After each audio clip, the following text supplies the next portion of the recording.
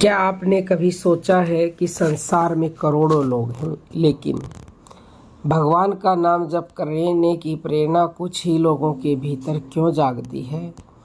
क्या यह केवल हमारी इच्छा है या इसके पीछे भगवान की कोई गहरी कृपा काम करती है?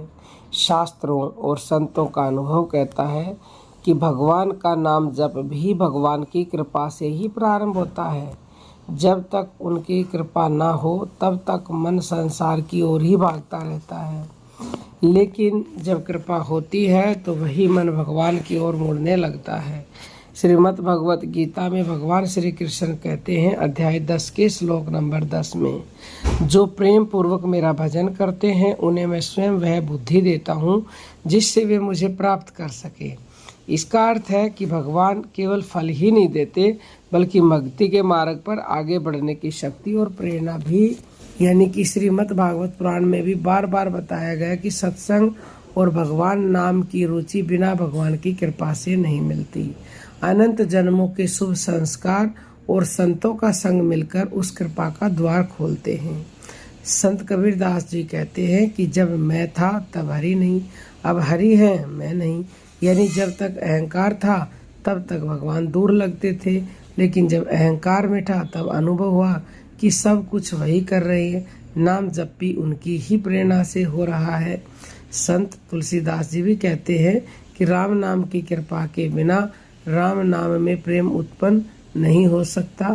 केवल जीभ से नाम लेना और हृदय से नाम में डूब जाना, इन दोनों में बहुत अंतर है।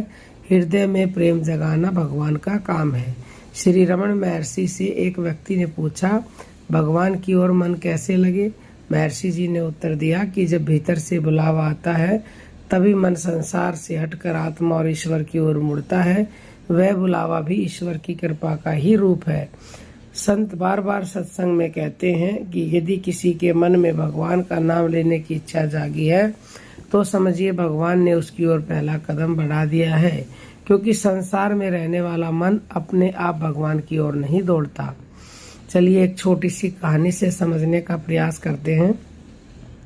एक गांव में दो मित्र रहते थे। दोनों का जीवन लगभग एक जैसा था। एक दिन पहला मित्र अचानक सत्संग में जाने लगा, नाम जप करने लगा और उसका जीवन बदलने लगा। दूसरा मित्र बोला, तुम इतने कैसे बदल गए? उसने उत्तर दिया, मैंने कुछ नहीं किया। एक दिन बिना किसी कारण मन हुआ कि चलो सत्संग सुनते हैं। वहाँ भगवान का नाम सुना, फिर भीतर से नाम जपने की ऐसी प्रेरणा मिली कि अब बिना नाम के चैन ही नहीं मिलता। वर्षों बाद वह समझ पाया कि यह उसकी बुद्धि का निर्णय नहीं था, यह तो भगवान की कृपा थी जिसने उसके भीतर नाम का बीज बो दिया। लेकिन यहाँ एक बात समझना बहुत आवश्यक है, यदि भगवान ही सब करवाते हैं तो क्या हमें कुछ नहीं करना चाहिए? नहीं, शास्त्र कहते हैं कि कृपा और पुरुषार्थ दोनों साथ साथ चलते हैं। भगवान प्रेरणा देते हैं, लेकिन उस प्रेरणा का सम्मान करना हमारा कर्तव्य है।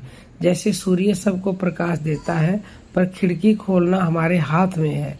यदि भगवान ने आपके भीतर नाम जप की इच्छा जगाई है तो उसे टालिए मत, वही आपकी सबसे बड़ी पूंजी है। हो सकता है आज आपका मन बार बार नाम जप की ओर जा रहा हो सकता है यह वीडियो भी आपको सहयोग से नहीं मिला हो। यदि ऐसा है तो इसे केवल सहयोग मत समझिए, शायद भगवान आपको अपनी ओर बुला रहे। इसलिए आज से एक संकल्प ले, चाहे केवल 5 मिनट ही सही, लेकिन प्रतिदिन श्रद्धा और प्रेम से भगवान का नाम जपिए, क्योंकि जब भगवान स्वयं किसी से अपना नाम जपवाना चाहते हैं तब उस व्यक्ति का जीवन धीरे धीरे भीतर से बदलने लगता है।